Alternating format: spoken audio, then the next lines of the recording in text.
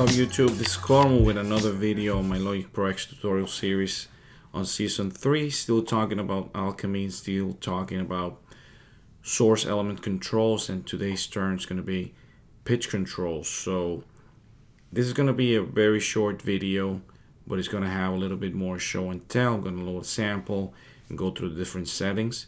So without further ado, let's just go into Logic Pro X. I have, as usual now, as it's a custom, different preset. Let's listen to that right away.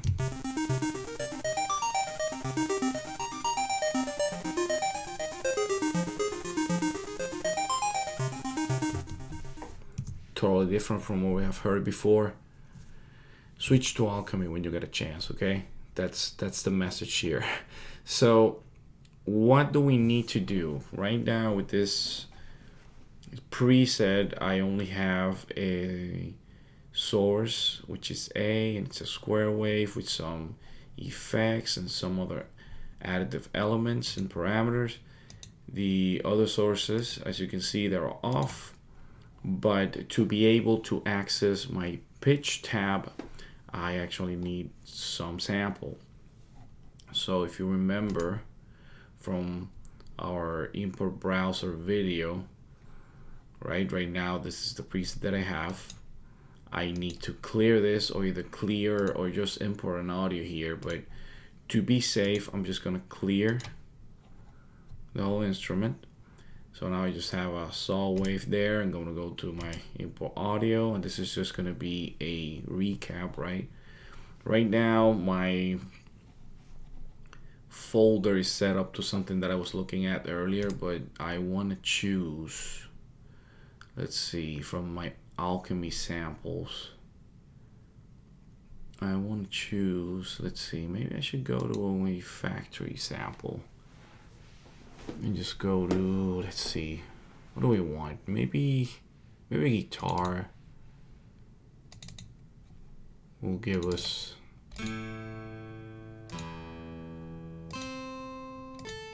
I want something with not so high pitch.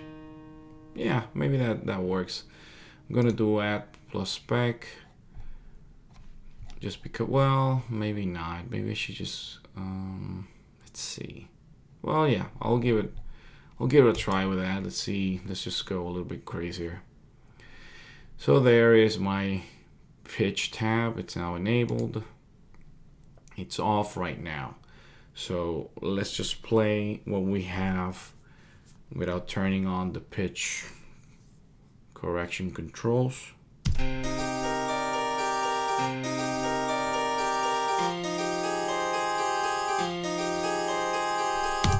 Okay, that sounds all right. So what do we have with pitch? First of all, the pitch correction controls are off by default usually, and what the first thing you have here is this on and off button. So I'm gonna turn it on so as we go we can hear the differences. Then to the right of that we have a amount knob that's just gonna set the intensity of the pitch correction.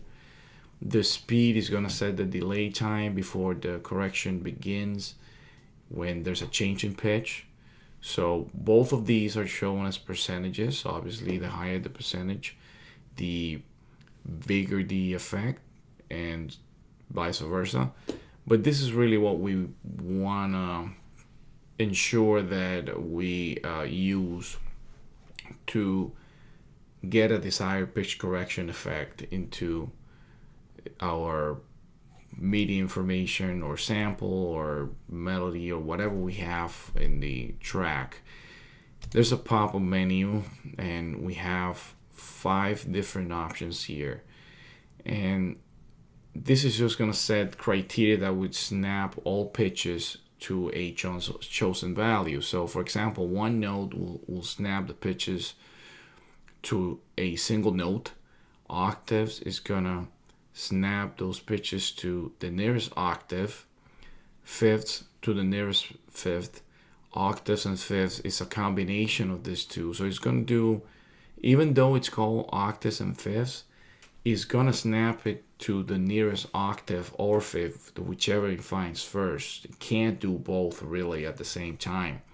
And then chromatic, if you have your MIDI information, right, your notes at a certain scale, where you're using a chromatic scale, right, where you can go and play other notes that are not typically part of a certain scale, then chromatic will give you that effect. Again, all of this is very dependent on, like, for example, in this case, from what I have here in the MIDI information, which may or may not have a very well-defined pitch change, you know, a lot of the notes changing pitch over time, and so on and so forth. So if you don't have a lot of changes in pitch, you're probably not gonna get any result from any of this. You know, it's gonna be so subtle that probably none of these are gonna help you, because you're trying to snap it to something that you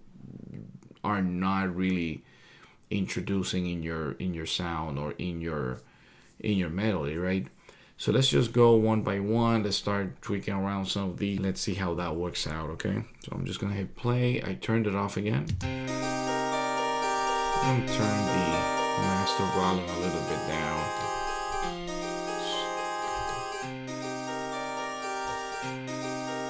So for one note, I'm not getting really much.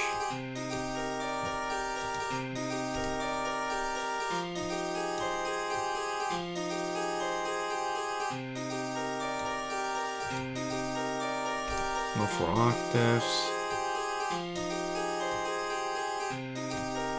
It's very subtle. It's almost unrecognizable.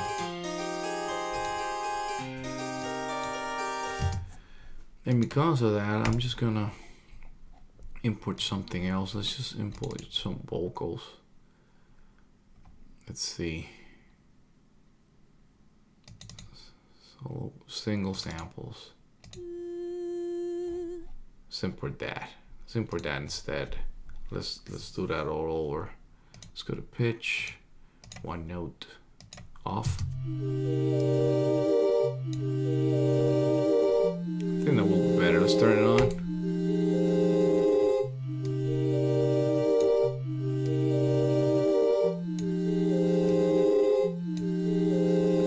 Now you can notice something.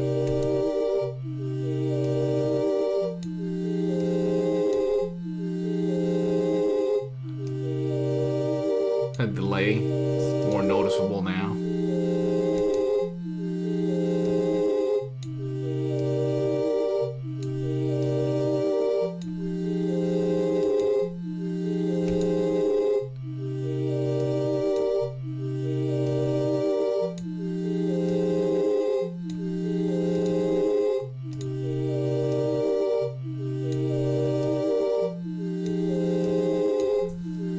But still notice that there wasn't a huge difference, and I'm pretty sure it's because there's not really a huge pitch change there.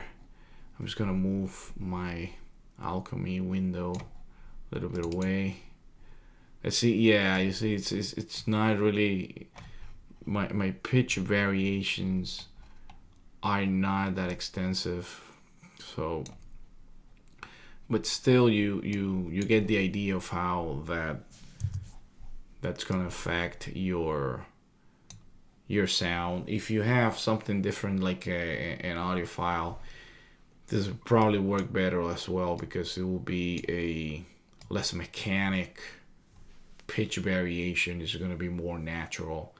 For example, if you played some keys, that's probably going to be a better example, or a better usage of this pitch correction controls for our sources. And as everything, you can obviously combine these, right? So if I want to turn off my spectral element that I brought with as I imported the sample, not the additive though, because then you're not going to listen to anything, right?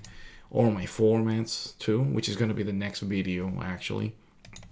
Then that's going to give you different results as well, because you're going to have a combination of different element controls or effects that are gonna produce a different result in the end, and that also gets further emphasized or further tweaked by adding some source effects to or source filters. And that's it really for this tutorial. In the next tutorial, we're gonna, as I said, look into form and filter controls. As usual, thanks for the support, comments, likes, and all that. And the new subscribers, we're doing good there. If you want to take a look at all my other work, make sure that you follow me on social media on all the contacts that I'm showing at the bottom of the border of the video with the lower thirds. See you in the next video. Peace out, YouTube.